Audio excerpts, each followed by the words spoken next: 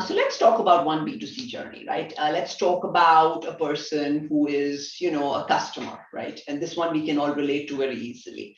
You could talk about, as a customer, you are leaving a lot of digital footprint, right? You are uh, let's talk about a clothes retail company, right? And you could be browsing of, you want to buy something, so you could be browsing for that for a bit. So, you've left some digital footprint there. Then, you could be getting some offers. Hopefully there is some connection. It may be connected to what you are browsing, or let's assume that, they've got some profile information for you, getting some marketing information.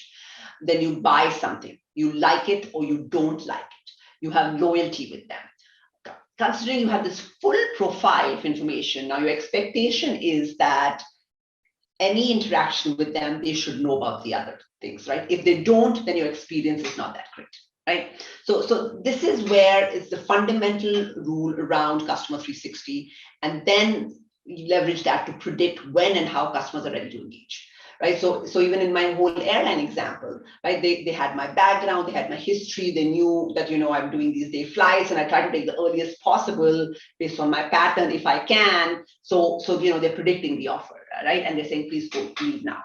I remember another delightful experience where it was, I sent flowers to my parents on their birthdays, and sometimes you're so busy that you forget, right? But the vendor who is the one you're using, 1 week before that is reminding you, hey, last year you sent it. Now this is not even fancy AI here, right? But this is just them keeping all the data and tracking it and giving you that message, right? And B2C, I think people have started doing this well. I think the only issues end up being you sometimes still call the service team and they don't know your name, so you're surprised, right? And you're like, what's wrong with you? So ultimately, you have to get your data together. We all are delighted when somebody addresses us by their name. We all are delighted when we get a little message, even though we know they probably know our birthday, and we get a little treat saying, hey, it's your birthday, you can go buy anything, right? When the brand tells us this. So all of these things are possible because they are collecting all this data. Now, what you can do to have intelligent orchestration of this data is really make sure that the customers are getting, let's take an example of a message. Does it have the right words? Somebody who's a loyal customer may get a very different verbiage, a subject line, a text message than somebody who's a net new customer, right? So can you use your technology to change and your AI to make sure that the message that a customer receives is personalized based on who that customer is? Forget the profile attributes of just gender and age group and where they live, but truly based on all this other rich data that you have on them. Are you able to put them into some bucket, right? These are propensity buyers. These people will spend more, like all this hyper personalization that you can do around that customer and put them in a bucket. That's where AI and data will help you.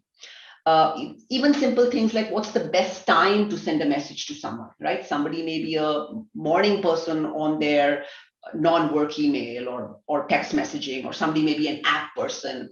So are you making sure that that message is personalized to each person's time? Some people get fatigued much sooner. They may get irritated with you if you send them too many messages. Do you know your customers? Are you messaging them? Are you contacting them at the right frequency? Some people are hyper, right? As soon as you buy something, if they don't get a text, they don't know if their order went through, right? So all of those kind of things have to be personalized, and it is not possible to do those things today without the data and the AI behind it. Shifting gears, let's talk about a B2B journey, right? Now, a typical B2B journey has two, stakeholders. Ultimately, it's a salesperson who is trying to sell something to a buyer. Now, this buyer is not an individual customer like you and me, but it is somebody working somewhere. So me as an Oracle employee, let's say if I had decisions of, buying which computers should all Oracle employees get, or, which routers should we be putting in our data centers, then I'm a prospective buyer for the Cisco or, for a Dell or anybody to contact me as an Oracle employee to sell me something, right? So that's a profile for a B2B customer, right? They're regular people. They're you and me also, but as their job role, they are a buyer for an enterprise, right? Now in this scenario, a lot of these things still remain the same, right? You still need to get the customer 360. you still need to understand that what is this persona, this person who is an employee of this account, let's say Oracle.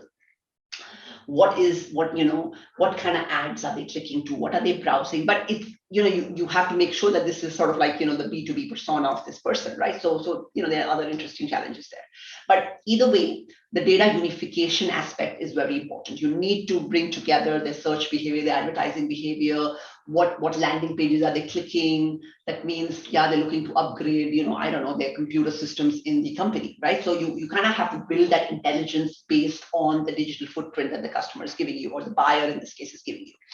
And then you need to predict when would they be ready to buy, right?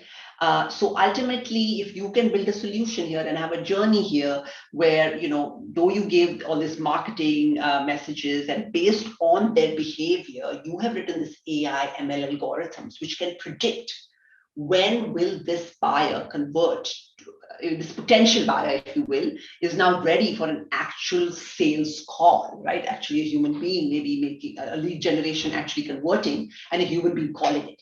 Now, that whole workflow, if that can be automated completely, that's a great advantage of the your data and how you leverage your AI and ML to make sure that you say, hey, this account now, Oracle is ready to buy, because we are seeing the behavior of all these buyers, potential buyers from this account, this company, and the digital footprint is telling us this without intelligence that they can get converted, right? So this would be something which without without leveraging all these three aspects of unification of data, making sure you've got AI and ML and prediction in place, and some intelligent orchestration, would be impossible, or would be a very broken experience, if you will, right? So these are the kind of journeys that today, we want to completely automate in this new world of, customer experience.